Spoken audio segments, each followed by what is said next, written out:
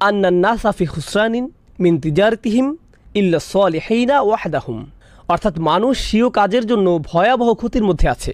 অন্যভাবে বললে তারা তাদের শ্রম, অর্থ, সময় দিয়ে ভাবে তারা তা থেকে লাভ করতে পারবে, কিন্তু তা থেকে তারা শুধুই ক্ষতিগ্রস্ত হয়। ইল্লা সালিহিন, সৎকর্মশীলগণ ব্যতীত, ওয়াহদাহুম, কেবলমাত্র তারাই, আল্লাহুম্মা জাআলনা মিনহুম, কেননা তারা হচ্ছে সেই মানুষ যারা দুনিয়ার চাকচিক্য উপভোগের বদলে আখিরাতকে কিনে নিয়েছে। সলিহিনরা এই ব্যবসায়ী করে, ফারাবিহু ওয়াসাইবু, তারাই লাভবান এবং তারা খুশি। আর যারাই তাদের শত্রু ছিল আর যারাই ব্যবসায়ের বিরোধী ছিল তারা ক্ষতির মধ্যে নিমজ্জিত থাকবে এবং হারিয়ে যাবে। এরপরে আমরা শাওকানির কিছু মন্তব্য দেখব। তিনি বলেন, প্রতিটি মানুষই প্রতিনিয়ত কেনাবেচার মধ্যে আছে, অর্থাৎ তারা একে অপরের সাথে বেশি লাভ করার প্রতিযোগিতায় আছে এবং তারা একে অপরের উপরে ওঠার প্রতিযোগিতায় আছে, তারা এর মধ্যে ডুবে আছে। আর আপনারা খেয়াল করলে দেখবেন এরকম কিছু আমরা সূরা তাকাসুরে পড়েছিলাম, এই তাফসিরটি সূরা তাকাসুরের সাথে মিল আছে। সে তার সময় ব্যয় করেছে। আমর দিয়ে এখানে বয়সের বিভিন্ন সময়কাল বোঝানো হয়েছে। যৌবন একটি সময়কাল, প্রাপ্তবয়স্ক একটি সময়কাল, মধ্য বয়স, শেষে বৃদ্ধকাল। সে তার পুরো জীবন সব সুযোগ দুনিয়ায় ব্যয় করেছে। লাফিনুক্স, পুরোটাই ক্ষতির মধ্যে। ওয়াসারফাল আমার ফি আমাল দুনিয়া লাফিনুক্স, তার সবই ক্ষতির মধ্যে। অদলাল, এবং অপচয়। আনিল হাক হাত্তা ইয়ামুত, সে মৃত্যু পর্যন্ত সত্য থেকে বিচ্যুত হয়েছে এবং পুনরুত্থিত হয়েছে। অকিল আল মুরাদ বিল ইনসান আল কাফির, আমরা এটা আগেও আলোচনা করেছি, কিন্তু এখানে মুফাসসিরদের মন্তব্যও দেখতে পাচ্ছি। এখানে বলা হয়েছে এই সূরায় আল ইনসান শব্দটি দিয়ে কাফিরদের বোঝানো হয়েছে। ইন্নাল ইনসানা লাফি খুসর, এটা দিয়ে কেউ কেউ বলেছেন এর অর্থ ইন্নাল কাফিরা লাফি খুসর অকিলা জামাতুল মিনাল কুফার। বলা হচ্ছে এখানে কাফিরদের একটি গ্রুপকে বোঝানো হচ্ছে। অহমুল গনি আল মুগিরা, আল আস বিন ওয়াইল, ওয়াল আসওয়াদ বিন আব্দুল মুত্তালিব। অন্যরা বলছেন না, এটা হচ্ছে রাসূল সাল্লাল্লাহু আলাইহি সাল্লামের জীবদ্দশায় কাফিরদের একটি বিশেষ গ্রুপ, যেমন ওয়ালিদ বিন মুগিরা, আস ইবনে ওয়াইল, আসওয়াদ বিন আব্দুল মুত্তালিব লাআনাহুমুল্লাহ, যাদের এককভাবে এই সূরায় বোঝানো হয়েছে।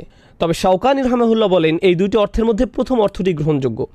স্বাভাবিকভাবে কাফির বোঝানোই এখানে উদ্দেশ্য। আবার এই মন্তব্যের সমালোচনাও আমরা দেখতে পাই। ওয়াকাল আল আখশাফ ফি খুসরি ফি হালক, আখফাশ রাহিমাহুল্লাহ বলেন যখন আল্লাহ বলেন ফি খুসুর, সে ক্ষতির মধ্যে আছে, তিনি বুঝিয়েছেন সে ঘোরের মধ্যে আছে। হালাকা, হালাকা শব্দের অর্থ করুণ মৃত্যু। একটি হলো মউত বা মৃত্যু, কিন্তু হালাকা হলো করুণ মৃত্যু, যেমন অ্যাক্সিডেন্টি মৃত্যু, এমন অপঘাতের মৃত্যু, অর্থাৎ সে নিজেকে এমন করুণ পরিণামের দিকে নিয়ে যায়। অকল আল ফাররা উকুবা, ফারা বলেন এটা হচ্ছে নিষ্ঠুর পরিসমাপ্তি। উকুবা অর্থ এমন সমাপ্তি যেটা দেখে অন্যরা ভয় পেয়ে যায়, অর্থাৎ এমন মৃত্যু যা দেখে অন্যরাও সতর্ক হয়ে যায়। অন্যের উকুবা, যেটা দেখে আপনি নিজেকে সেখানে দাঁড় করান, তার সাথে যা হয়েছে তা যেন আপনার সাথে না হয়, এটাই হচ্ছে উকুবা। এরপর ইবনে জাইদ রাহিমাহুল্লাহ বলেন লাফি শার, লাফি খুসির দিয়ে এখানে লাফি শার বোঝানো হয়েছে, মানে সে শয়তানিতে ডুবে আছে, কেননা মানুষ শয়তানি কাজের মাধ্যমে মূলত চূড়ান্ত ক্ষতির মধ্যে পড়ে যায়। আস-সাকিত রাহিমাহুল্লাহর মন্তব্য দেখি। আস-সাকিত রাহিমাহুল্লাহ বলেন আল ইনসান শব্দটি এক বচনের হলেও এটা দিয়ে স্বাভাবিকভাবে পুরো মানব জাতিকে বোঝানো হয়েছে। এরপর আমরা ইমাম ইবনে তাইমিয়া রাহিমাহুল্লাহর খুবই মূল্যবান একটা মন্তব্য দেখতে পাই। এমনকি এটা এতই শক্তিশালী যে এটা মুফতি মোহাম্মদ শফি তার উর্দু তাফসির মাআরিফুল কোরআনে উল্লেখ করেছেন। এটা বাংলাতে অনুদিত হয়েছে, তবে এর অনুবাদটি খুবই উচ্চমানের হয়নি। আপনারা যারা উর্দু পড়তে পারেন চেষ্টা করবেন উর্দুতে পড়তে, কিন্তু যারা উর্দু জানেন না তারা অন্তত এর অনুবাদটি পড়তে পারেন। ইবনে তাইমিয়া রাহিমাহুল্লাহর এই মন্তব্যে এমন কি আছে যে আমি আপনাদের এভাবে পড়তে বলছি? তিনি বলেছেন মানুষ দুটো বিষয়ের কারণে দিনের সত্যতা স্বীকার করতে চায় না। দুটি বিষয়ের কারণে মানুষ নিজেদের বাঁচাতে পারে না। তাহলে কয়টি বিষয় আছে যাতে আপনি নিজেকে বাঁচাতে পারেন না? দুইটি বিষয়। সেগুলো হলো আমরা কোরআনে পাই আল্লাযীনা আমানু ওয়া আমিলুস সলিহাত, এরপরে কি আমিলুস সলিহাত, এটা আমরা কোরআনের সবখানে পাই, তাই না? তারা বিশ্বাস করে এবং কাজ করে, তারা বিশ্বাস করে এবং কাজ করে। যদিও আমরা এটা এখনও বিস্তারিত আলোচনা করিনি। আল্লাহ ঈমান দিয়ে কী বুঝিয়েছেন, আল্লাহ সৎ কাজ দিয়ে কী বুঝিয়েছেন, এটিকে আমরা মৌলিক শব্দ হিসেবে ব্যবহার করি। এটা এখন প্রচলিত বাক্য হয়ে গিয়েছে। মূলত এটাই হলো ইবাদতের রাস্তা, নিজেকে বাঁচানো এবং আখিরাতে সফল হবার এটাই পথ। প্রথমটি ঈমান, দ্বিতীয়টি সৎ কাজ। ইবনে তাইমিয়া রাহিমাহুল্লাহ বলেন মানুষের সামনে দুটি বাধা আছে, যে জন্য তারা ঈমান ও সৎ কাজ থেকে নিজেদের নিমিত্ত রাখতে পারে না। সেই দুটি বিষয় কি? তিনি বলেন একটি হচ্ছে শুবহাত, অপরটি হচ্ছে শাহওয়াত। এগুলোর অর্থ কি? শুবহাত অর্থ সন্দেহ, শাহওয়াত অর্থ আকর্ষণ, কামনা। তাহলে তিনি যে দুটি বিষয়ের কথা বলছেন যেগুলো মানুষকে সত্য স্বীকার করতে দূরে রাখে, সেগুলো হলো সন্দেহ ও আকর্ষণ। তিনি এ দিয়ে কী বুঝেছেন? দেখুন, আপনি যখন কাউকে এই দিনের দাওয়াত দেন, আপনি মূলত তাদের অনেক কিছু ছাড় দেওয়ার কথা বলছেন। সত্যি আপনি তাদের অনেক কিছু ছেড়ে দেওয়ার কথা বলছেন, অনেক কিছু ছাড় দেওয়ার কথা বলছেন। কলেজে আমার একজন বন্ধু ছিল, বিশাল দেহি, ফুটবল খেলতে ভালোবাসতো, আর আমরা ইসলাম নিয়ে সবসময় আলোচনা করতাম। তো একদিন আমি বললাম, ভাই তুমি কেন ইসলাম কবুল করছো না? সে বলল, আমি মদটা ছাড়তে পারবো না বন্ধু, আমি সত্যি এটা পারবো না। এটা সত্যিই বেশ মজার। তার বাধাটা কোথায়? সে কিন্তু দ্বিধায় নেই, সন্দেহ তার বাধা নয়, সে এটাকে সত্য বলে মেনে নিয়েছে, আকর্ষণ তার জন্য বাধা। অন্যরা হয়তো বলবে, আমি পার্টি করা বাদ দিতে পারবো না, আমি মেয়েদের সঙ্গ বাদ দিতে পারবো না, আমি নেশা করা বাদ দিতে পারবো না, আমি এটা বাদ দিতে পারবো না, সেটা বাদ দিতে পারবো না। এগুলো সবই আকর্ষণ। একদিকে আমরা পাই যারা বলে এটা সত্য, কিন্তু নিষিদ্ধ জিনিসের প্রতি টান আমার এতই বেশি যে আমি এটা বাদ দিতে পারবো না, এটা একটা সমস্যা। অন্যদিকে আরও সমস্যা আছে। এমন অনেকে আছে যারা আসলেই এর সত্যতার ব্যাপারে সন্দিহান, তুমি কিভাবে জানলে যে তোমার ধর্মই একমাত্র সঠিক? আরও অনেক ধর্ম আছে, সেগুলো কি ভুল? সেই সব মানুষ কোথায় যাবে? তারা সবাই জাহান্নামে যাবে, এটাই তোমাদের বিশ্বাস? এটা আমি মানতে পারলাম না, আমি খুব বেশি চিন্তিত নই। কিভাবে এটা একমাত্র সঠিক পথ? আচ্ছা, যদি এটাই একমাত্র সঠিক পথ হয়ে থাকে, তাহলে কেন সবাই এটা মানছে না? এই ধরনের নানা প্রশ্ন তার মাথায় ঘুরতে থাকে। এভাবে তারা কিসের মধ্যে পড়ে যায়? সন্দেহে। এটাই হলো মানুষের সন্দেহের বাধা। এই দুইটির যে কোনো একটি অবশ্যই আপনাকে দিন থেকে দূরে রাখছে, এই দুইটির একটি। আর এখানে বলে রাখি, বেশিরভাগ মানুষের সমস্যা কিন্তু সন্দেহের নয়, বেশিরভাগ মানুষের সমস্যা হলো আকর্ষণ। এরপর তারা যখন আকর্ষণে পড়ে যায়, তখন শয়তান তাদের কাছে এসে নতুন ভাইরাস ছড়িয়ে দেয়, সেটা হলো সন্দেহ। তাই যখন আপনি তাদের দিনের দাওয়াত দেন, তারা বলে আমি সন্দেহে আছি, কিন্তু আসল সমস্যা তাদের সন্দেহে না, আসল সমস্যা কোথায়? আকর্ষণে। অন্যভাবে বললে, একটা হলো সাইকোলজিক্যাল সমস্যা, অপরটা হলো ইন্টেলেকচুয়াল সমস্যা। আপনি একে আত্মার সমস্যা বলতে পারেন, অন্তরের ব্যাধি, এটাই হলো আকর্ষণ। অন্যদিকে বুদ্ধিবৃত্তিক সমস্যা, মনের সমস্যা, এটা হচ্ছে সন্দেহ। বেশিরভাগ মানুষ বুদ্ধিবৃত্তিক সন্দেহের কারণ দেখায়, আসলে এটা সত্যি নয়, এটা আসলে বাইরের ঢাকনা, এটা খোলস। আসল সমস্যা হচ্ছে তাদের অন্তরে আকর্ষণ আছে, আর এই আকর্ষণ তারা ছাড়তে পারছে না। আর এটা তারা না ছাড়তে পেরে তারা সব ধরনের বুদ্ধিবৃত্তিক বাহানা দেয়। এমনকি আপনি যখন তাদের সব প্রশ্নের জবাব দেন, এতে সত্য উন্মোচিত হয়ে পড়ে, তারা না পেরে বলে, আমি পরিবর্তিত হতে চাই না, আমি এটা ছাড়তে চাই না। তারা এতটাই আটকে যায় যে তারা এখন এখান থেকে বের হতে পারে না। এখন কেন আমি এই মন্তব্যটিতে গুরুত্ব দিচ্ছি? দেখুন, সূরার শেষে আল্লাহ বলছেন, ইল্লাল্লাযীনা আমানু ওয়া আমিলুস সলিহাত, কিন্তু তিনি এখানে আরও দুটি বিষয়ের উল্লেখ করেছেন, ওয়াতাওয়াসাউ বিল হক ওয়াতাওয়াসাউ বিস সবর। ইবনে তাইমিয়া রাহিমাহুল্লাহ বলেন, ওয়াতাওয়াসাউ বিল হক, সত্য কোন জিনিসকে ধ্বংস করে? সন্দেহ। সত্যে সন্দেহের বিরুদ্ধে একটি অস্ত্র। তাহলে ওয়াতাওয়াসাউ বিল হক একটি বাধা দূর করে, তাহলে অন্য বাধাটি কি? শাহওয়াত, আকর্ষণ, কামনা। সেই আকর্ষণগুলির বিরুদ্ধে যুদ্ধ করার জন্য কেবল সত্য জানাই যথেষ্ট নয়, আর কি থাকতে হবে? সেগুলোর প্রতি ঝুঁকে না পড়ার সামর্থ্য, নিজেকে আটকানো, নিজেকে নিয়ন্ত্রণ করার ক্ষমতা। এটা কোথা থেকে আসবে? ওয়াতাওয়াসাউ বি আস-সবর। দেখেছেন, এই দুইটি বাধা যেগুলো মানুষকে ঈমান ও সৎকাজ থেকে দূরে রাখে, সেগুলো এখানে ওয়াতাওয়াসাউ বিল হক ওয়াতাওয়াসাউ বিস সবর কত সুন্দরভাবে ফুটে উঠেছে। এই মন্তব্যটি আমাদের জন্য খুব বেশি গুরুত্বপূর্ণ মনে হয়েছে আমার কাছে। এখন আমরা আরও কিছু মন্তব্য পড়ব, আমি আমার নোট থেকে আপনাদের এটা বলবো যাতে আমি কিছু মিস করে না ফেলে, ইনশাআল্লাহ তাআলা। প্রথম মন্তব্যটি কেবল এই আয়াতটি নিয়ে। দেখুন, এই দুইটি আয়াতে আল্লাহ সুবহানাহু ওয়া তাআলা খুবই কঠিন একটি বাস্তবতা তুলে ধরেছেন। এর মধ্যে একটি হলো, মানুষ তাদের নিজেদের সমস্যা নিয়ে নিজেদের আচ্ছন্ন করে রেখেছে।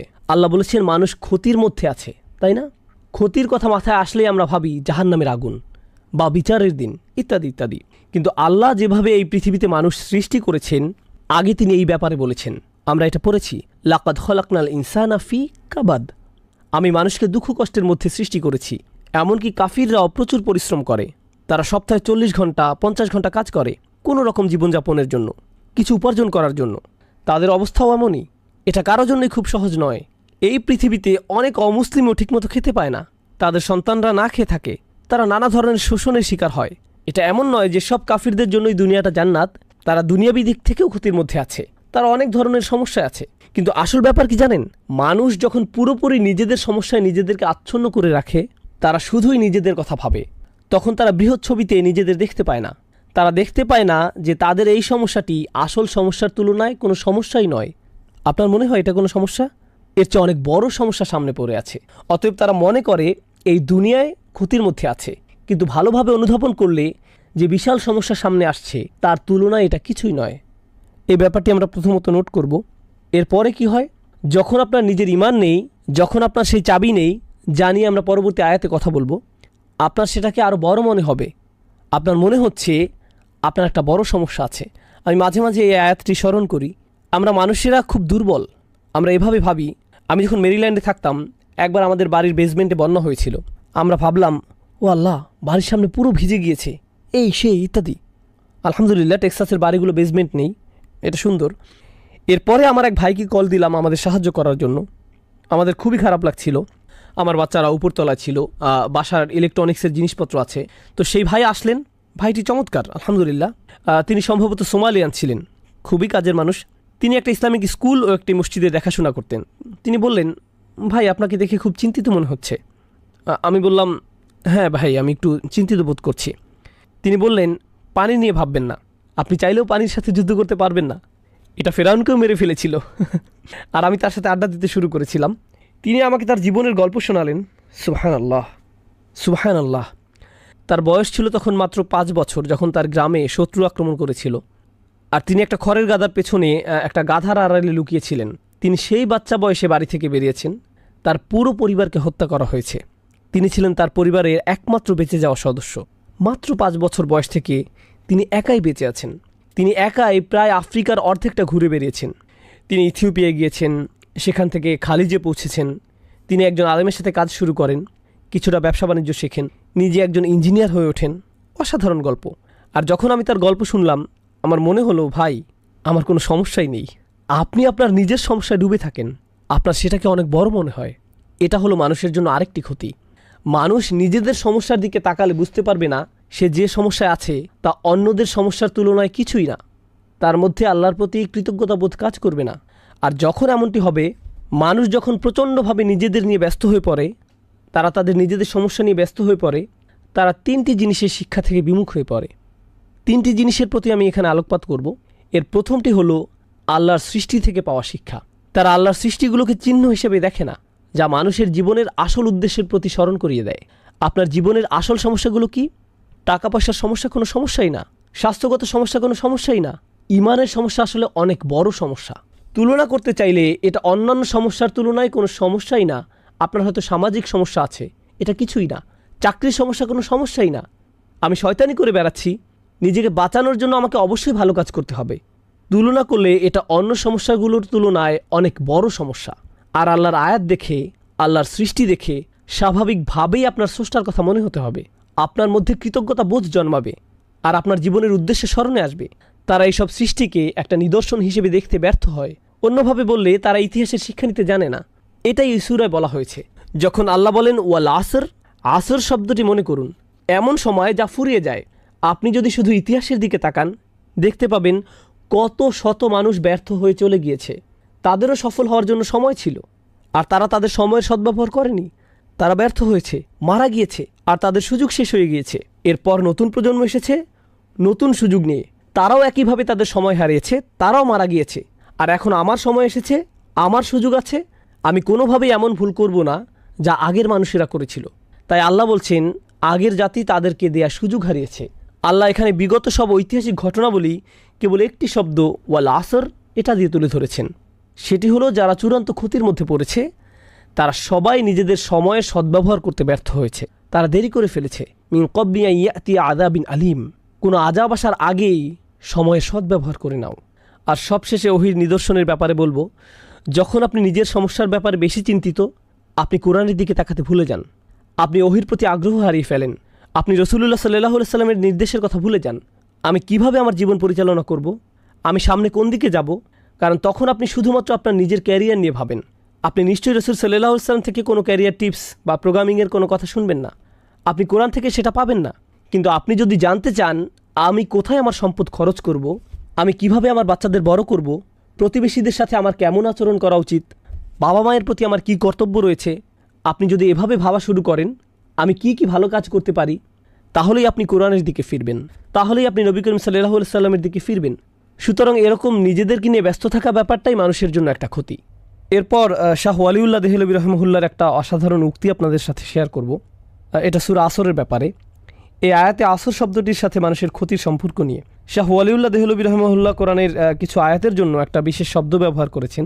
তিনি এটাকে বলেন আত-তাযকির বি আইয়ামিল্লাহ, আল্লাহর দিনগুলোর মাধ্যমে স্মরণ। আল্লাহর দিন কোনগুলো? যেদিন তিনি মানুষকে সৃষ্টি করেছেন, যেদিন তিনি নবীজি সাল্লাল্লাহু আলাইহি সাল্লামের উপর কোরআন নাজিল করেছেন, বদরের দিনটি, যেদিন নূহ আলাইহিস সালামের বিরোধীদের উপর বন্যা হয়েছিল, যেদিন পানি দ্বিখণ্ডিত হয়েছিল, যেদিন ফিরআউন ধ্বংস হয়েছিল, যেদিন মূসা আলাইহিস সালাম আল্লাহর সাথে কথা বলেছিলেন, ইত্যাদি ইত্যাদি। এগুলো হলো মানব ইতিহাসের অনন্য কিছু দিন, আর আল্লাহ এই দিনগুলোকে কোরআনে উল্লেখ করেছেন, তাই না? নিশ্চয়ই ভবিষ্যতে এমন আরও অসাধারণ কিছু হতে যাচ্ছে। বিচারের দিন, যেদিন বিশ্বাসীরা তাদের স্রষ্টাকে দেখতে পাবে। এগুলো হলো সময়ের মধ্যে কিছু গুরুত্বপূর্ণ সময়। আর ওয়াল আসর বলার মাধ্যমে এবং সেই সতর্কবাণী থেকে বাঁচার উপায় হলো আমরা যদি শুধু সেই দিনগুলো স্মরণ করি, আর সেগুলোই আমাদের নিজেদের বাঁচানোর জন্য যথেষ্ট হবে, সব কিছু ঠিক রাখার জন্য যথেষ্ট হবে। এটাই ছিল শাহ ওয়ালিউল্লাহ দেহলভী রহমহুল্লাহর মন্তব্য। আর সবশেষে হাবিবুদ্দিন ফারাহির একটা চমৎকার মন্তব্য পড়তে চাই। তিনি বলেন, এই সূরার অন্যতম একটা শিক্ষা হলো, মানুষ যখন কোথাও ঘুরতে যায়, আপনি হয়তো কোনো ঐতিহাসিক জায়গায় গেলেন, মানুষ চীনের মহাপ্রাচীর দেখতে যায়, অথবা রোমের কোনো প্রাচীন নিদর্শন দেখতে যায়, কিংবা আলজেরিয়ায় রোমান সাম্রাজ্যের সেই অসাধারণ দুর্গ ও জাহাজ দেখতে যায়। মানুষ এগুলো দেখতে যায়, সেখানে গিয়ে তারা হাসি মুখে এগুলোর সাথে ছবি তুলে। কিন্তু এইসব নিদর্শন আসলে কিসের চিহ্ন? এগুলো ধ্বংস হওয়া জাতির চিহ্ন। কোনো কবর হলো একজন মানুষের মৃত্যুর চিহ্ন, কিন্তু সেই স্মৃতিচিহ্নগুলো একটি জাতির মৃত্যুর চিহ্ন। চিন্তা করে দেখুন, এগুলো হলো একটি পুরো জাতির কবর। সুতরাং আপনি যখন এগুলো দেখতে যান, আপনার স্মরণ করা উচিত কিভাবে এই লোকগুলো তাদের সময়কে কাজে লাগায়নি, আর তাদের সময় চলে গিয়েছে। তারা নিজেদের যত বড় শক্তিশালী ভাবুক না কেন, সময় হলো এমন শত্রু যাকে আপনি হারাতে পারবেন না। আপনি পৃথিবীর সমস্ত অস্ত্র দিয়েও এটা হারাতে পারবেন না, একে কোনোভাবেই আপনি হারাতে পারবেন না, তাই না? আর বিশ্বের এই সকল পরাশক্তি যারা ভাবে কে আমাকে ঠেকাতে পারবে, এমনকি আল্লাহ বিচারের দিনে তাদের বলবেন, তোমরাই কি তারা নও যারা গর্ব করতো? মা লাকুম মিন জাওআন আলাম তাকুনু আকসামতুম মিনকুম, তোমরাই তো তারা যারা আগে প্রায়ই বলতে যে তোমাদের কোনো ধ্বংস আসবে না, আমরাই হব নাম্বার ওয়ান, কেউ আমাদের হারাতে পারবে না। আসলে সময় তোমাদের হারিয়ে দিয়েছে। তিনি বলেন, প্রাচীন নিদর্শন দেখতে গেলেও সূরা আসরের কথা স্মরণ হওয়া উচিত। অতএব কেউ যদি কোনো ঐতিহাসিক জায়গায় ভ্রমণে যায়, তাহলে সে যেন বলে ওয়াল আসর ইন্নাল ইনসানা লাফি খুসর। বুঝতে পারছেন? সুবহানাল্লাহ। এটা ছিল এই ব্যাপারে সর্বশেষ মন্তব্য। এখন আমরা ক্ষতি নিয়ে কিছু ব্যাপারে জানব। আসলে বেশিরভাগই ইতিমধ্যে আলোচনা করা হয়েছে, কিন্তু এই পৃথিবীতে মানুষের দুর্ভোগ নিয়ে আমি একটু আলোচনা করতে চাই। আমরা ক্ষুধার্তদের কষ্ট, শোষিতদের দুর্ভোগ, দিন মজুররা কতটা কষ্ট করে তা নিয়ে আলোচনা করছি। আমরা মানুষেরা অন্য প্রাণীদের তুলনায় বেশি কষ্ট করি। চিন্তা করে দেখুন, শারীরিক কষ্টের বাইরেও আমাদের মানসিক কষ্ট আছে। কোনো সিংহ তার নাতি নাতনি নিয়ে ভাবে না, তার সেই বোধ নেই, সে এটা নিয়ে ভাবে না। পাখিরা তাদের অন্যান্য আত্মীয়স্বজন নিয়ে ভাবে না, তারা তাদের বাচ্চাদের নিয়ে কিছুদিন ভাবে, এরপর তারা তাদের মতো চলে। শুনে মনে হচ্ছে যে এটা আধুনিক সোসাইটির মতোই, তাই না? সাধারণভাবে যখন আপনার বাচ্চা কষ্ট পায়, আপনিও কষ্ট পান, তাই না? হয়তো আপনার বাচ্চার চেয়েও বেশি। এমনকি মানসিক কষ্ট মাঝে মাঝে শারীরিক কষ্টের চেয়েও বেশি হয়। আপনি হয়তো ভাবছেন, আর এগুলো হলো গরিব দুঃখীদের কষ্ট, ধনীদের ব্যাপারটি কেমন? তারা কি সুখী জীবন কাটায়? আসলে মোটেই তা নয়। বিশ্বের ধনী দেশগুলোতে আত্মহত্যার হার সবচেয়ে বেশি, এমনকি আমেরিকাতেও। দেশের সবচেয়ে ধনী অঞ্চলগুলোতে আত্মহত্যার হার বেশি। যে দরিদ্র কৃষক হয়তো দিনে 2 বেলা ঠিকমতো খেতে পায় না, রাতে শান্তির ঘুম দেয়, কিন্তু যার কোটি কোটি টাকা আছে, তার হয়তো 6টা বেডরুম আছে, যেখান থেকে সে বাছাই করবে কোথায় সে ঘুমাবে, সে রাতে ঘুমাতে পারে না, তার অ্যান্টি ডিপ্রেশনের ওষুধ খেতে হয়, সে মানসিকভাবে মরে যাচ্ছে। অতএব সবাই কোনো না কোনো ক্ষতির মধ্যে আছে, সবাই কোনো না কোনো সমস্যা আছে, প্রত্যেকেরই আছে। আর আল্লাহ আজ্জা ওয়া জাল্লা এই সূরায় কেবলমাত্র চূড়ান্ত ক্ষতির থেকে বাঁচার ভরসা দেননি, যা হলো আখিরাত। আখিরাত হলো চূড়ান্ত ক্ষতি, জাহান্নামের আগুন। আল্লাহর সামনে দাঁড়িয়ে আপনার নিজের কাজের বর্ণনা দেয়া, সেটাই হলো চূড়ান্ত ক্ষতি। বরং তিনি এই দুনিয়ায় কিভাবে ক্ষতি থেকে বাঁচা যায় সেটাও বলে দিয়েছেন। কিভাবে ডিপ্রেশন থেকে বাঁচা যায়, কিভাবে অস্বস্তি থেকে বাঁচা যায়, কিভাবে ভয় শোষণ থেকে বাঁচা যায়, তিনি আমাদেরকে এই সব কিছুর সমাধান দিয়েছেন এই আয়াতে। ইল্লাল্লাযীনা আমানু ওয়া আমিলুস সলিহাত। আমরা যখন এই সমাধানটি ভালোভাবে বোঝার চেষ্টা করব, এটা শুধু আখিরাতের সমাধান নয়, এটা দুনিয়ারও সমাধান। কারণ দিন শেষে মানুষের চরম ক্ষতি আখিরাতে হলেও দুনিয়াতে অনেক ক্ষতি হয়ে থাকে, এখানেও ক্ষতি হয়। আর আল্লাহ তাআলা এই অনন্য সূরাটিতে দুটি সমাধানই একসাথে দিয়েছেন। আল্লাহ তাআলা বলেন, ইয়া আইয়ুহাল ইনসান ইন্নাকা কাদিহুন ইলা রাব্বিকা কাদহান ফামুলাকিহ। অসাধারণ আয়াত। ওহে ভুলমনা মানুষ, তুমি ধীরে ধীরে এগিয়ে যাচ্ছ, তুমি ক্রমশই এগিয়ে যাচ্ছ। তুমি এটা পছন্দ করো বা না করো, তুমি ক্রমশই আল্লাহর দিকে এগিয়ে যাচ্ছ, আর তুমি অবশ্যই তার সাথে সাক্ষাৎ করবে। তুমি যাই ভাবো না কেন, তুমি এর কোনো প্রস্তুতি নিয়েছো বা নাওনি, তুমি গুরুত্ব দাও বা না দাও, তুমি এটা শুনতে চাও কিংবা না চাও, প্রতি মুহূর্তেই তুমি তার সাথে দেখা করার দিকে এক ধাপ করে এগিয়ে যাচ্ছ। প্রতিটি দিন পার হচ্ছে আর তুমি তার সাথে দেখা করার জন্য একটু একটু করে এগিয়ে যাচ্ছ। তুমি পাপের মধ্যে তোমার জীবন কাটাতে পারো, পার্টি করে তোমার সময় কাটাতে পারো, যেন কোনো আগামীকাল নেই। আসলে আগামীকাল বলে কিছু আছে এবং সেটা আসছে, আর তখন তুমি তার সাথে দেখা করবে। অতএব এটাই হলো সেই অসাধারণ শিক্ষা যা এই সূরায় অন্তর্নিহিত আছে। এখন আমি আপনাদের এই দুইটিকে একত্রিত করে বলবো। একটি হলো দুনিয়ার ক্ষতি, অপরটি হলো আখিরাতের ক্ষতি। এই দুনিয়া হয়তো কেউ বলবে, ভাই আমার যদি একটা ভালো চাকরি থাকতো, আমার যদি গাড়ি থাকতো, আমি যদি এই মেয়েটিকে বিয়ে করতে পারতাম, আমার যদি এটা থাকতো, আমার যদি সেটা থাকতো, আমার যদি এই সমস্যা না থাকতো, আমার যদি সেই সমস্যা না থাকতো। আর আখিরাতে কী হবে? ইয়া লাইতানি কুনতু তুরাবা, হায় আমি যদি ময়লা হতাম। আপনি কি অবস্থাটা বুঝতে পারছেন? সুবহানাল্লাহ। আপনি কি মনে করেন এই দুনিয়ার সমস্যাগুলো অনেক বড়? বিশাল বড় সমস্যা আসছে। সুবহানাল্লাহ। আপনি যদি মানুষের এই ক্ষতি অনুধাবন করতে পারেন, তাহলে আপনি ইন্নাল ইনসানা লাফি খুসর এটা অনুধাবন করতে পারবেন। এখন আমরা এই সূরার শেষ আয়াতটি পড়ব ইনশাআল্লাহ তাআলা। মনে রাখবেন এই সব কিছু আসলে একটি বাক্য। এই পুরো সূরাটি আল আসর ইন্নাল ইনসানা লাফি খুসর ইল্লাল্লাযীনা আমানু ওয়া আমিলুস সালিহাত ওয়া তাওয়াসাউ বিল হক ওয়া তাওয়াসাউ বিস সবর। ভাষাগতভাবে এটি আসলে একটি বিবরণ, একটি আলোচনা, এগুলো বিচ্ছিন্ন নয়। আমরা এতক্ষণ যে ব্যতিক্রমী গুণগুলো নিয়ে আলোচনা করেছি, এমন মানুষ সবসময় সংখ্যায় কম হয়, আর এই ব্যতিক্রমী গুণগুলো যাদের মধ্যে থাকে না, এরা সবসময় সংখ্যায় বেশি থাকে। অন্যভাবে বললে, যারা ক্ষতির মধ্যে আছে এরাই সংখ্যায় বেশি, আর যারা সফল মানুষ তাদের সংখ্যা কম। সমাজের আরেকটা ব্যাপার আমাদের জানা প্রয়োজন। আসলে এভাবেই পৃথিবী চলে। বেশিরভাগ মানুষ ভালো মন্দ নির্ধারণ করে, বেশিরভাগ মানুষ সমাজের গতি প্রকৃতি ঠিক করে, বেশিরভাগ সমাজের আদর্শ রূপ নির্ধারণ করে। মনোবিজ্ঞানে স্বাভাবিক আচরণকে কীভাবে ব্যাখ্যা করা হয় জানেন? স্বাভাবিক আচরণ তাকে বলা হয় যা সবাই করে, আর অস্বাভাবিক আচরণ বলা হয় তাকে যা অন্যরা করে না। অন্যভাবে বললে, সবাই একদিকে গাড়ি চালাচ্ছে আর আপনি অন্যদিকে গাড়ি চালাচ্ছেন, আপনি ভুল করছেন। অস্বাভাবিক আচরণ। ধর্মীয়ভাবে বিষয়টি মোটেও এমন নয়। আপনি এমন একটি সমাজে থাকেন যেখানে সবাই কিছু কাজ একভাবে করে। আপনি হয়তো চাকরিতে গেলেন, সেখানে সবাই কিছু কাজ করে, কিন্তু আপনি মুসলিম হলে আপনি সেই কাজগুলো করতে পারবেন না। তাহলে এবার ভাবুন, তারা আপনাকে কীভাবে নেবে? শুধু মুসলিম নয়, বরং অদ্ভুত, অস্বাভাবিক। আপনি মিশতে পারছেন না। এই লোকটি একটু কেমন যেন, রুমের কোনায় গিয়ে লোকটি কী করছে? সে এইসব খাবার খাচ্ছে না কেন? কি মজাদার খাবার এগুলো। সে চলে গেল, সে কেন পার্টিতে আসলো না? সে কেন সেই মেয়েটিকে এড়িয়ে গেল? সে কেন এরকম করে? তারা এটা বুঝতে পারে না, তারা মনে করে এটা অদ্ভুত। আর বলে রাখি, যখন আপনাকে প্রতিনিয়ত অদ্ভুত হিসেবে দেখা হয়, আপনার উপরে এর প্রভাব পড়ে। আমি তো অদ্ভুত হয়ে থাকতে চাই না, আমি চাই না আমাকে এভাবে দেখা হোক। তখন কি হয় ভাবতে পারেন? যদিও বেশিরভাগ মানুষই ক্ষতির মধ্যে আছে, আপনিই ছিলেন সফলতার মধ্যে, তারা আপনাকে বুঝিয়ে ফেলে যে আপনি আসলে ক্ষতির মধ্যে জীবনযাপন করছেন। আপনার আসলে বাকিদের মতো হওয়া উচিত। তারা আপনাকে মানসিকভাবে বুঝিয়ে দেয়, ভাই এভাবে থাকাটা কঠিন হয়ে যাচ্ছে, তুমি এভাবে থাকতে পারবে না। এখানে সবাই যার যার জীবন উপভোগ করছে, আমি কেন এই অদ্ভুত জীবনযাপন করছি? তাহলে সমস্যাটা শুধু ঈমান আনাতেই সীমাবদ্ধ নয়, বেশিরভাগ মানুষই ক্ষতির মধ্যে আছে, এটাও আমাদের জানা প্রয়োজন। কারণ বেশিরভাগ মানুষের একটা শক্তি আছে। আমার শিক্ষক মাঝে মধ্যে স্রোতের অনুকূলে সাঁতার কাটার একটা উদাহরণ দিতেন। সকল মাছ একদিকে যাচ্ছে, অপরদিকে একটা বা দুইটা মাছ স্রোতের প্রতিকূলে যাওয়ার চেষ্টা করছে। স্বাভাবিকভাবেই যে কেউ দেখলে এটাকে পাগলামি বলবে, আরে ভাই অনুকূলে যাও, সবাই একদিকে যাচ্ছে, তুমি কেন অন্যদিকে যাচ্ছ? এটা কঠিন, এটা কঠিন থেকে কঠিনতর হতে থাকবে, এটা বাড়তেই থাকবে। সুবহানাল্লাহ।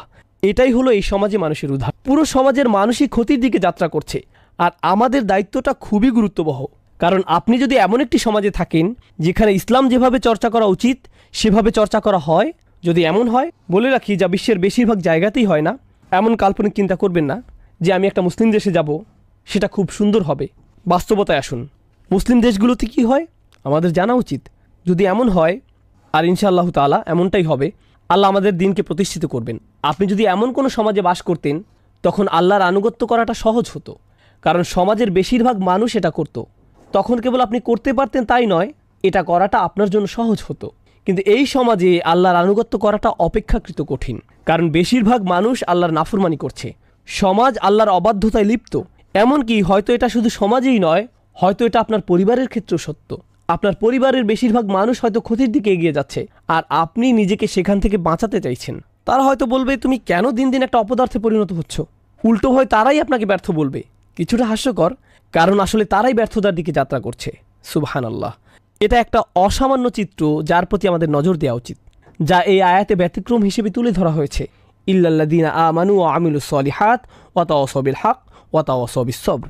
এই ব্যাপারে প্রথমেই যা বলবো তা হলো, যখন আল্লাহ মানুষের কোনো ক্ষতির কথা বলেন সেখানে একবচন ব্যবহার করা হয়, আল ইনসান। যদিও শুরুতে সব মানুষ নিয়ে আলোচনা করা হয়েছে, আমরা এর আগে দায়িত্বের ব্যাপ্তি নিয়ে আলোচনা করেছি, সেখানেও একবচন ব্যবহৃত হয়েছে। এর অর্থ কি জানেন? দিন শেষে আপনি ভাবতে পারেন আপনি সমাজের অনুসরণ করছেন, আপনি সমাজের অনেককে আপনার সাথে পাবেন, আপনার পরিবার আপনার সাথে আছে, আপনার গোত্র আপনার সাথে আছে, আপনার দেশ আপনার সাথে আছে, কিন্তু যখন আপনার কোনো ভুলের ক্ষতিপূরণ দিতে হবে কেউই আপনার সাথে থাকবে না, আপনি নিজেই এর ক্ষতিপূরণ দিবেন।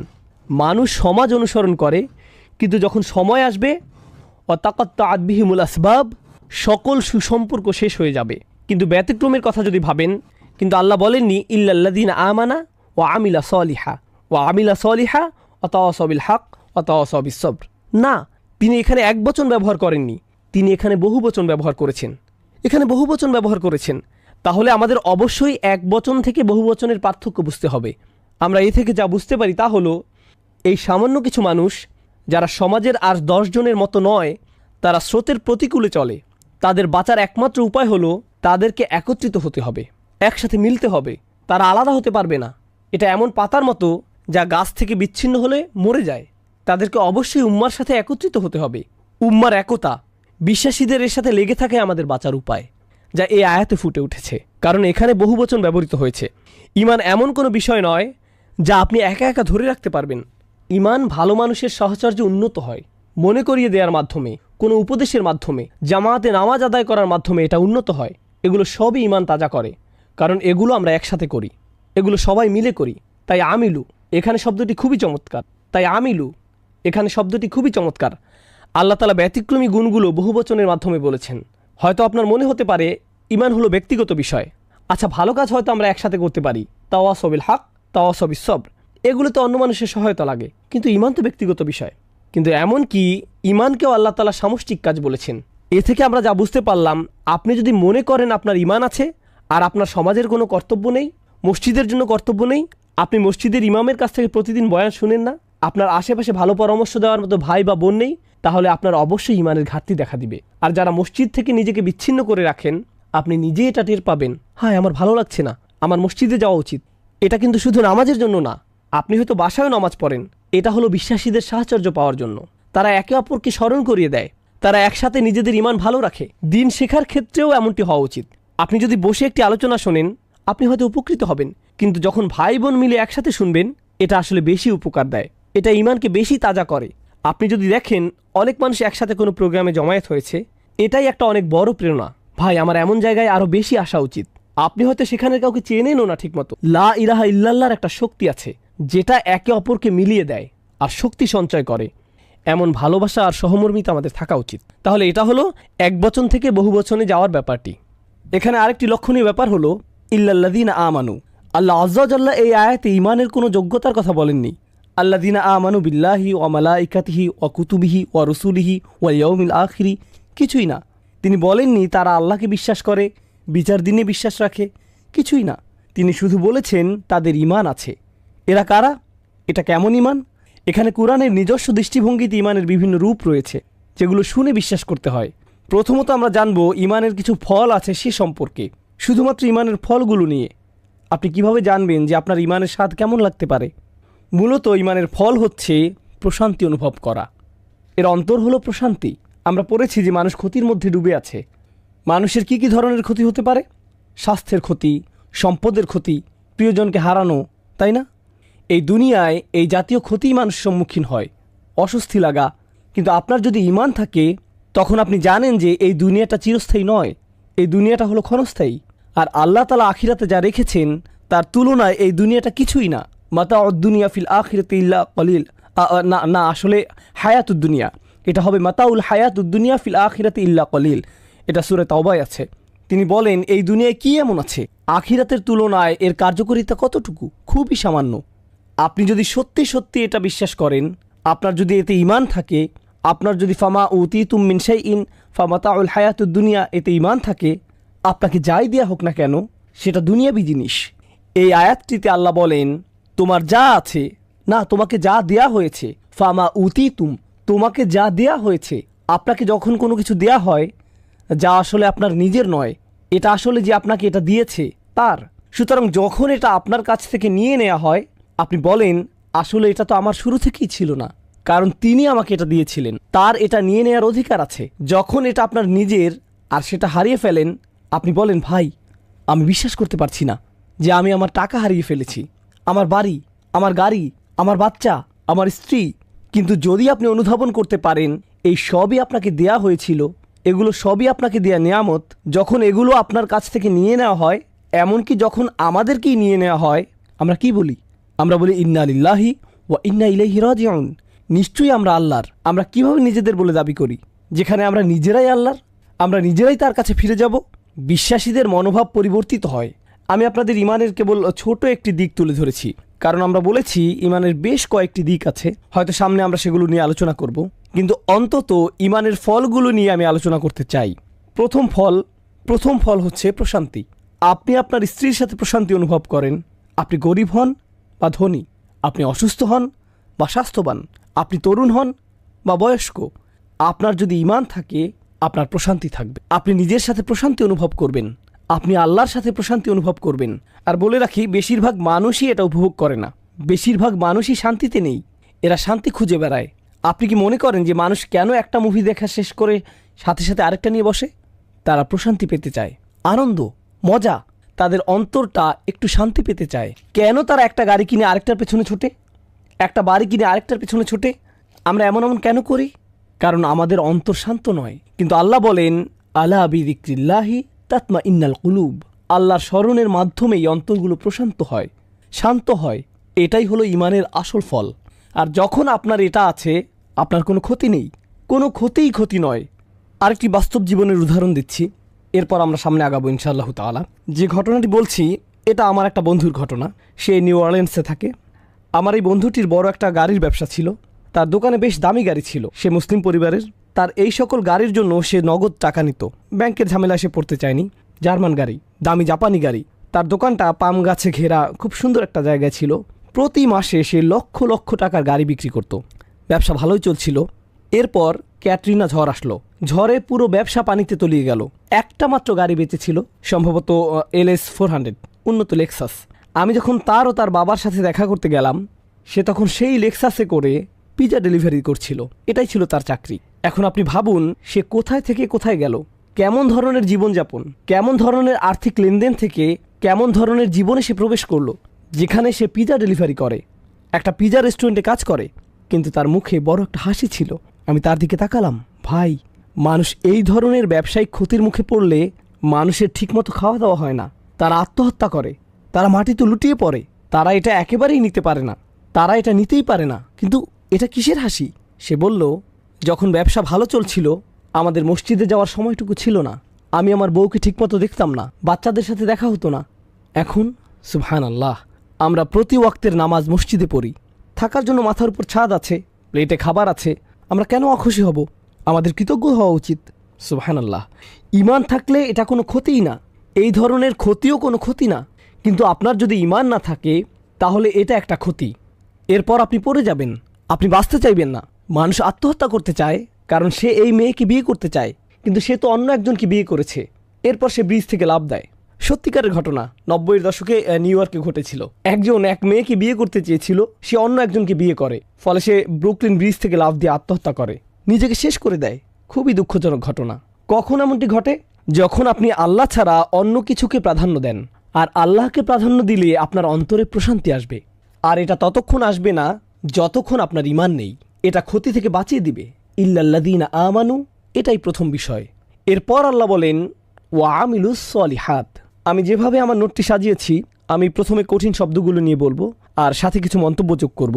এরপর পুরো আয়াতে প্রকাশ করব এবং শিক্ষাগুলো নিয়ে আলোচনা করব। তবে শুরুতে আমরা এর শব্দগুলো নিয়ে আলোচনা করি। ওয়া আমিলু, আমল শব্দটি আরবিতে ফেইলের সমার্থক।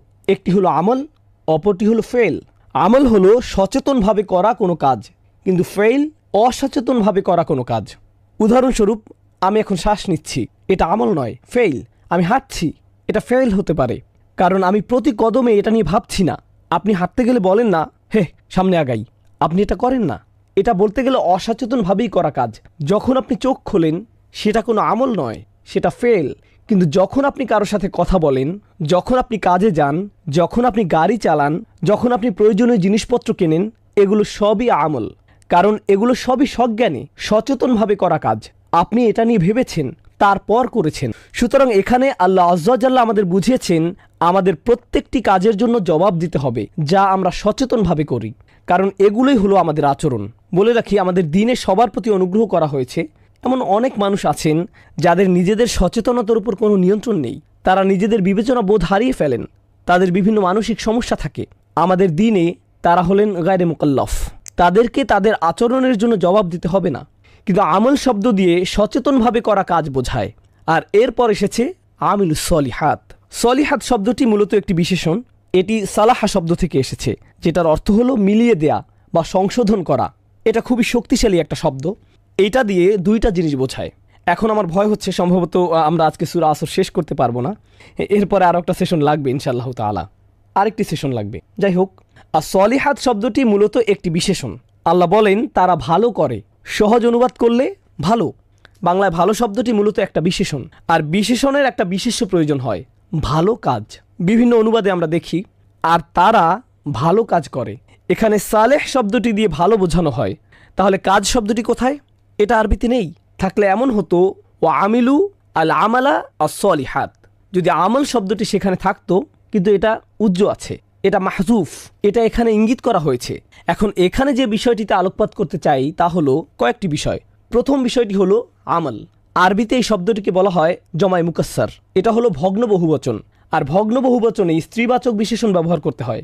আমি এখানে কিছুটা বিস্তারিত আলোচনা করছি, তবে আপনারা একটু পরেই এর সুবিধাটুকু বুঝতে পারবেন ইনশাআল্লাহ তাআলা। তাহলে সাধারণত বলা হয় আল আমল আস-সলিহাত। সলিহা শব্দের শেষে তা মারবুতা দিয়ে এটা গঠিত হয়, সৎ কাজ। কিন্তু আল্লাহ সুবহানাহু ওয়া তাআলা বলছেন আল আমল আস-সলিহাত জমায় মুজাক্কার সালিম, এটা হলো স্ত্রীবাচক বহুবচন। তাহলে আস-সলিহাত শুধু তা মারবুতা, যা সাধারণত বলা হয়ে থাকে। কিন্তু এখানে তা মারবুতা না দিয়ে স্ত্রীবাচক বহুবচন আনার পার্থক্য কি? বালাগাতের দৃষ্টিকোণ থেকে এদের পার্থক্য হলো, আপনি যদি তা মারবুতা দিয়ে শব্দ গঠন করেন তাহলে এটা দিয়ে অনেক অনেক কাজের কথা বোঝানো হয়। কিন্তু যখন আপনি স্ত্রীবাচক বহুবচন ব্যবহার করেন তখন এটাকে জমায় কিল্লা হিসেবে ধরা হয়, সংক্ষিপ্তের বহুবচন। যখন আল্লাহ বলছেন আমি তোমাদের যে সৎ কাজ করতে বলছি তা অগণিত নয়, সেগুলো কয়েকটি। আমি তোমাদের কাছ থেকে অনেক বেশি কিছু চাচ্ছি না, তোমাকে শুধু অল্প কিছু ভালো কাজ করতে হবে। অন্যভাবে বললে, দিন আমাদেরকে আমাদের কাজের ব্যাপারে অসংখ্য অগণিত দিক নির্দেশনা দেয়নি। আল্লাহ আমাদের কাছ থেকে অল্প কয়েকটি বিষয় চেয়েছেন, আর আমরা সেগুলো করতেই ব্যর্থ হচ্ছি। আর এখানে আস-সলিহাত শব্দের মধ্যে আমরা বুঝতে পারছি যে আল্লাহ আমাদের কাছ থেকে অল্প কয়েকটি বিষয় চেয়েছেন। এটা যদি আস-সলিহা হতো তাহলে এটা অনেক বেশি হতো, অলংকারিকভাবে অনেক বেশি কাজ হতো। সুবহানাল্লাহ। তাহলে সেই অল্প কয়েকটি বিষয় কি? মুহাররামাত, খুবই অল্প। আবশ্যিক কাজগুলো খুবই অল্প। এরপর আরও কিছু বিষয় আছে যেগুলো মুসলিম হিসাবে আপনার জীবনকে সৌন্দর্যমণ্ডিত করে। সেগুলো হলো নবীজি সাল্লাল্লাহু আলাইহি ওয়াসাল্লামের সুন্নাহ। এমন কিছু আচরণ আছে যা আপনার ব্যবহার, শিষ্টাচার, আচরণকে উন্নত করে তোলে, যেগুলো আপনার ঈমান আর তাকওয়াকে বাড়িয়ে তোলে। কিন্তু এর অন্তঃস্থলে অল্প কিছু বিষয় আছে যেগুলো আপনাকে অবশ্যই করতে হবে, এবং এমন অল্প কিছু বিষয় আছে যেগুলো আপনি অবশ্যই করবেন না। আর এগুলো খুব বেশি নয়, এগুলো এতই কম যে যে কোনো মুসলিম এগুলো জানে।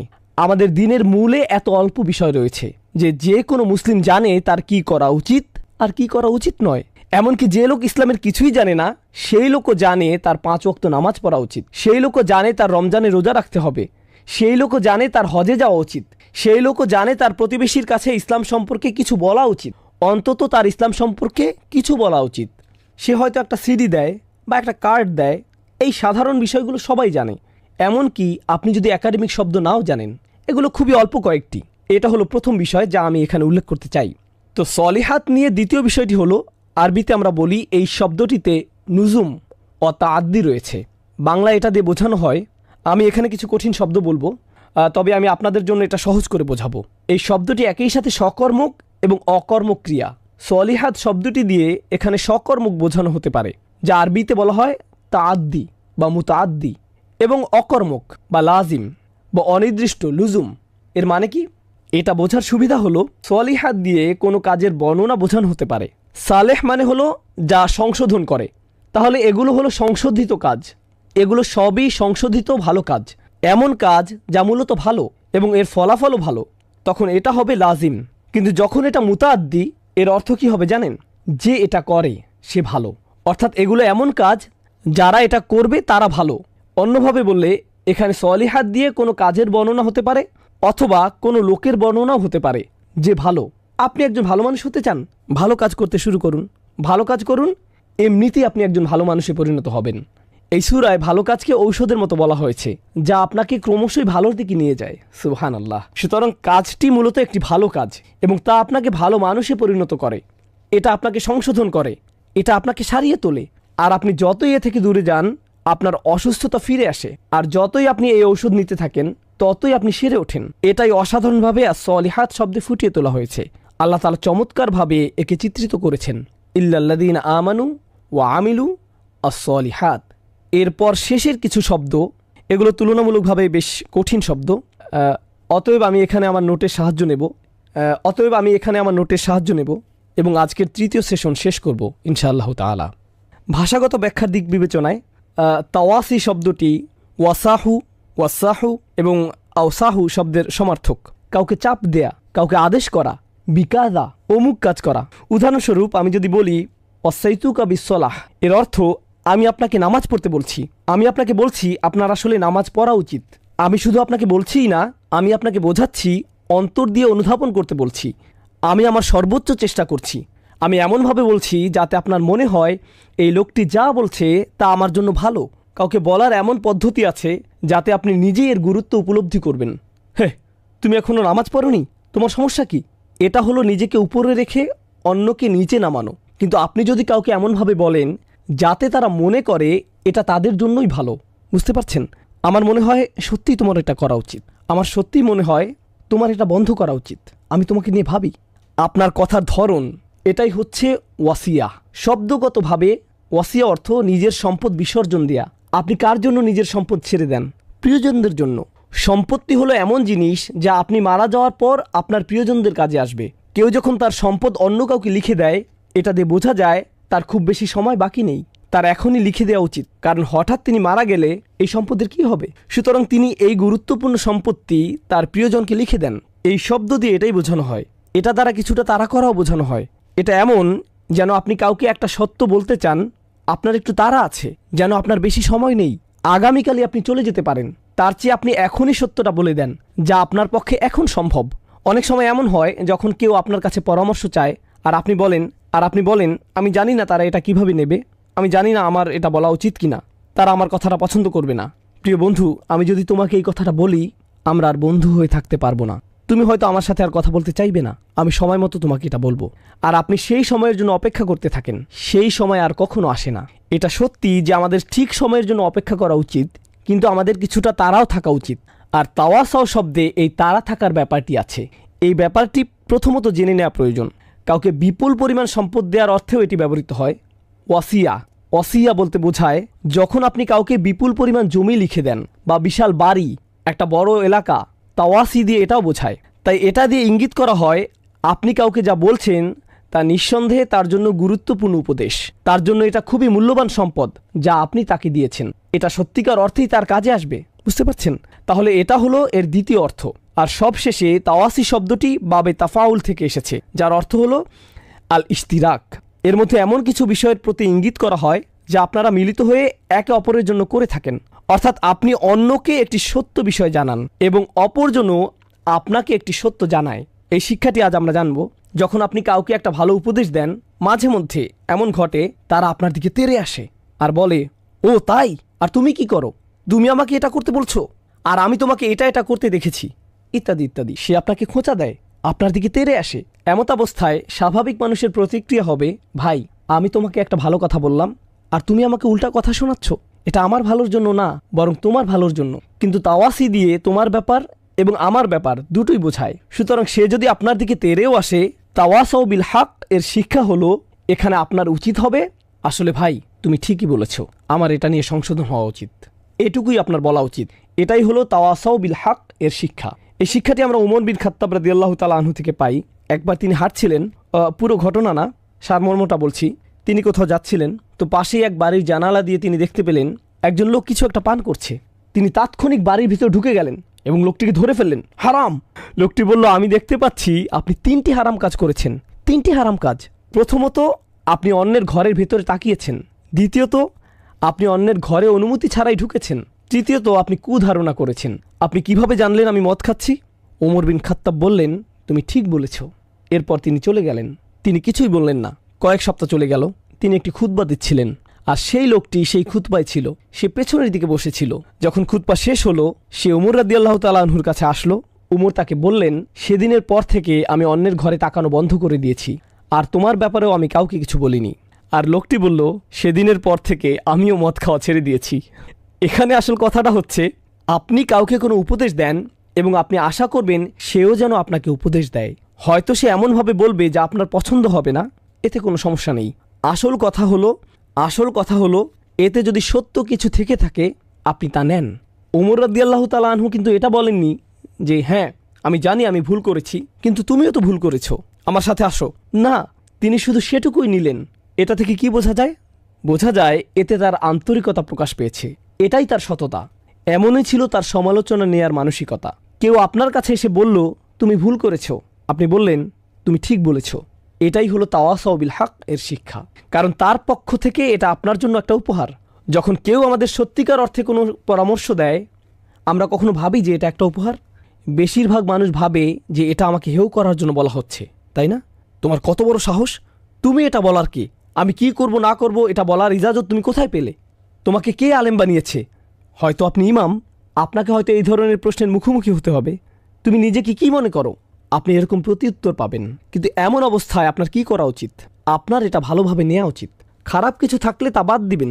ভাববেন না এই মানুষটি আপনাকে হেয় বা অপমান করার জন্য বলছে। তাদের নিয়ত কেমন সেটা আল্লাহ জানেন। আপনার তাদের নিয়ত নিয়ে ভাবার দরকার নেই, সেটা ছেড়ে দিন। আপনি কেবলমাত্র এর ভালো অংশটুকু নিন। এটাই হলো তাওয়াসাউ বিল হক। ইনশাআল্লাহ তাআলা সামনের সেশনে আমরা হক শব্দটির অর্থ নিয়ে জানব। এছাড়াও আমি আমার নোট থেকে বিস্তারিত আলোচনা করব, যাতে শেষ আয়াতটি আমরা শেষ করতে পারি ইনশাআল্লাহ। শেষ আয়াতটির ব্যাপারে বলতে গেলে শাওকানি রাহিমাহুল্লাহর সারমর্ম হলো, আই জামু বাইনাল ঈমান বিল্লাহ ওয়াল আমাল বিসসালিহ ফাইন্নাহু ফি রাবহিন লাফি খুসর। এমন মানুষেরা ঈমান এবং ভালো কাজের মাধ্যমে একত্রিত হয়। এই বিষয়টি তাফসিরে বারংবার এসেছে। ঈমান এবং ভালো কাজ একটির পরে আরেকটি আবশ্যিকভাবে ঘটবে। আপনি যদি ভালো কাজ করেন আপনার ঈমান বৃদ্ধি পাবে। আপনার যদি ঈমান থাকে আপনি ভালো কাজ না করে থাকতে পারবেন না। আপনার কেমন ধরনের ঈমান আছে যা আপনাকে কোনো ভালো কাজের দিকে নিয়ে যায় না? এটা অসম্ভব। আর এমন কোনো ভালো কাজ নেই যাতে আপনার ঈমান বৃদ্ধি পায় না।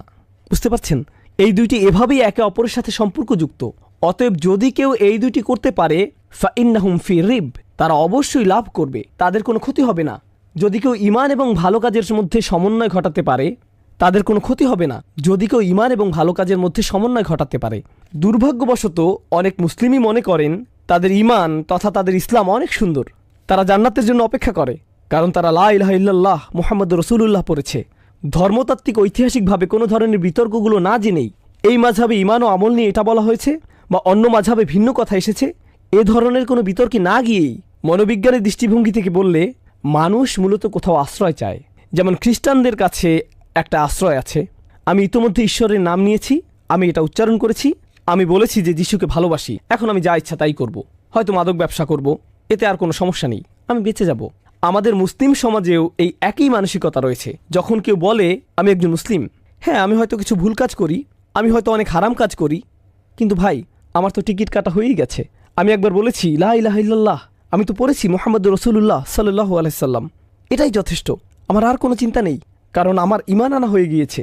এই সূরায় আমরা স্পষ্ট দেখতে পাচ্ছি ইল্লাল্লাযীনা আমানু যথেষ্ট নয়, ও আমিলুস সলিহাত ওয়া তাওয়াসাউ বিল হক ওয়া তাওয়াসাউ বিস সবর। যখন আপনি পুরো 4টি কাজ করবেন তখনই আপনি মুক্ত হবেন, তার আগ পর্যন্ত আপনি মুক্ত নন। এ থেকে আমরা আরও একটা বিষয় বুঝতে পারলাম, তা হলো যদি আপনার মনে হয় আপনার ঈমান আছে আর এসবের কিছুই আপনি করছেন না, তাহলে সম্ভবত আপনার ঈমান নেই। হয়তো আপনি ভাবছেন যে আপনার ঈমান আছে, কিন্তু আসলে নেই। বেদুইনরাও ভাবতো তাদের ঈমান আছে। ক্বালাতিল আরাবু আমান্না সূরা হুজরাতে এসেছে, তারা বলতো আমাদের ঈমান আছে।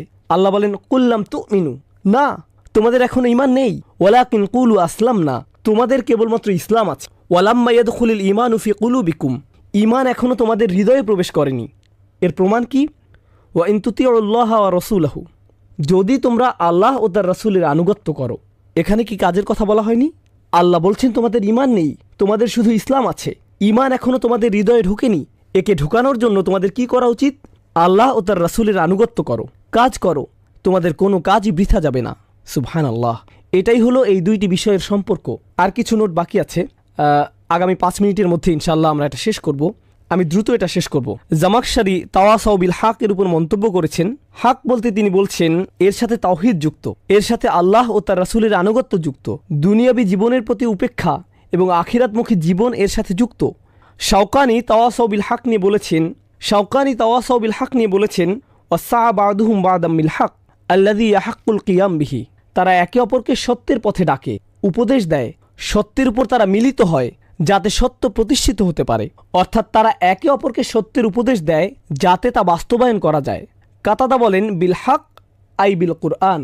অসাধারণ। কাতাদা রহিমাহুল্লাহ বলেন যখন তারা একে অপরকে সবচেয়ে সুন্দর পরামর্শ দেয় যা হলো সত্য, তিনি বলেন এখানে সত্য বলতে কোরআনকে বোঝানো হয়েছে। তারা একে অপরকে ভালোবাসা, সহমর্মিতা এবং অন্যের প্রতি উদ্বেগের সাথে কোরআনের আয়াত স্মরণ করিয়ে দেয়। তাহলে আমরা একে অপরকে আল্লাহর আয়াত স্মরণ করিয়ে দেব। আল্লাহ তাআলা আমাদের সবাইকে এমন হওয়ার তৌফিক দিন। তাহলে আই বিল কুরআন ওয়াকিলা বিত তাওহীদ, এখানে বলা হচ্ছে তারা একে অপরকে তাওহীদের মাধ্যমে স্মরণ করে।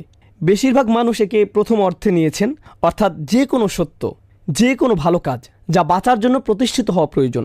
ইবনে কাসির রাহিমাহুল্লাহ বলেন আল্লাযীনা আমানু বিকুলুবিহিম, যারা সত্যিকার অর্থেই অন্তর থেকে বিশ্বাস করে, ও আমিলুস সলিহাতি বিজাওয়ারিহিম, আর তারা তাদের প্রতিটি অঙ্গ দিয়ে ভালো কাজ করে। অর্থাৎ যখন তারা অন্তরকে সমর্পণ করলো, তাদের পুরো শরীরও ভালো কাজের প্রতি সমর্পণ করলো। ওয়াতাওয়াসাউ বিল হক ওয়া হুয়া আদাত তাআত, এবং তারা একে অপরের সাথে সত্যের উপর মিলিত হয় এবং সকল আনুগত্যের কাজ করে। ওয়াতারকুল মুহাররামাত, এবং যে সকল হারাম কাজ আছে তা থেকে দূরে থাকে। ওয়াতাওয়াসাউ বিস সবর আই আলাল মাসাইল ওয়াল আকবার, তারা একে অপরকে কঠিন সাধনার পরামর্শ দেয়। অর্থাৎ সকল ধরনের বাধা বিপত্তি, সব ধরনের পরিস্থিতিতে তারা তাদের অধ্যবসায়, তাদের সবর বজায় রাখে।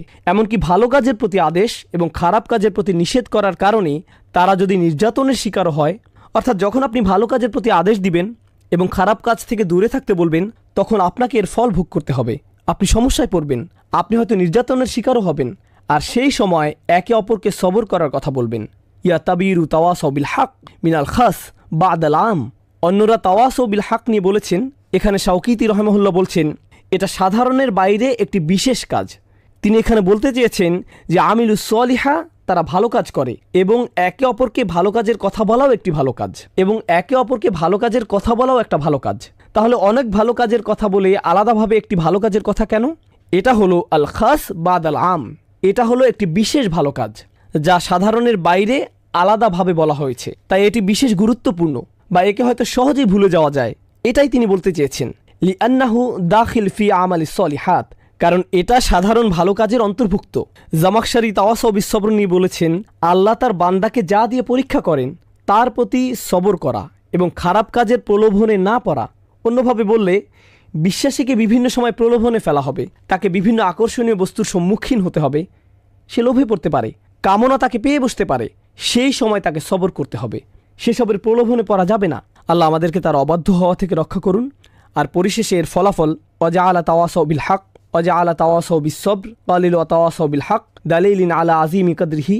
আল্লাহ সবরকে শেষে এনেছেন আর হককে আগে এনেছেন, যেন সত্যের কাছে সমর্পিত হওয়া যায়, কারণ এটা বেশি শক্তিশালী এবং গুরুত্বপূর্ণ।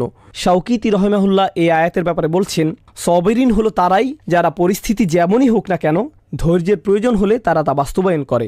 অপরকে ধৈর্য ধরতে বলা এক জিনিস, আর যখন ধৈর্য ধরার প্রয়োজন হয় তখন ধৈর্য ধরা ভিন্ন জিনিস।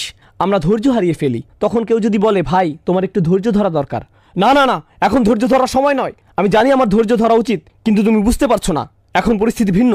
বুঝতে পারছেন?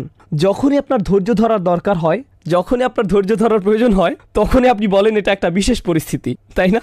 এই লোকের আসলে সবর নেই। যখনই তাকে সবরের কথা বলা হয় সে বলে আমি জানি আমার এটা করা উচিত, কিন্তু এখনকার পরিস্থিতি ভিন্ন। আমি জানি আমার করা উচিত, কিন্তু এই মুহূর্তে না। এটা খুবই ভালো পরামর্শ, আমি জানি এটা কোরআনে আছে, আমার জন্য না, অন্তত এখন না। কিন্তু এই স্বভাবটি আমাদের বাদ দিতে হবে। এই বইয়ে যত উপদেশ আছে তা আমার জন্যই। এখনই, এমন কোনো সময় নেই যখন এটা কাজে লাগবে না। আর যখন আপনি এরকম বাছাই করা শুরু করেন, এটা তখন আপনার কাছে মূল্যহীন হয়ে যায়। এই উপদেশের কোনো দাম নেই। যখন আপনার এটা বেশি দরকার, তখনই আপনি এটা বাদ দেন। যখন আপনাকে সবর করতে বলা হয়, যখন আপনার এটা দরকার, যখন আপনার রাগ লাগে, আপনি ক্ষেপে যান। যখন আপনি আল্লাহর অবাধ্য হন, তখনই তো এর প্রয়োজন। যখন আপনি অনেক ভালো মানুষের মধ্যে থাকেন, আমার ধৈর্য ধরা উচিত। হ্যাঁ, আমি ধৈর্য ধরলাম, এতে কোনো লাভ হবে না, এতে তেমন লাভ হবে না। যাই হোক, আমরা আজকে শেষ করব ইনশাআল্লাহ তাআলা। সামনের সেশনে আমরা আরও ভালোভাবে দেখব কোরআনে এই 4টি বিষয় কিভাবে একটি অপরটির সাথে যুক্ত। ইল্লাল্লাযীনা আমানু ওয়া আমিলুস সলিহাত ওয়া তাওয়াসাউ বিল হক ওয়া তাওয়াসাউ বিস সবর। আমরা এটা পড়ব ইনশাআল্লাহ তাআলা। আমর বিল হক ওয়া বিস সবর বা এর ব্যবহার জানব এবং এর অলংকারিক ব্যবহার জানব। বারাকাল্লাহু লি ওয়া লাকুম ফিল কুরআনিল হাকিম ওয়া নাফা'নি ওয়া ইয়্যাকুম বিল আয়াতি ওয়া যিকরিল হাকিম। আসসালামু আলাইকুম ওয়া রাহমাতুল্লাহি ওয়া বারাকাতুহু।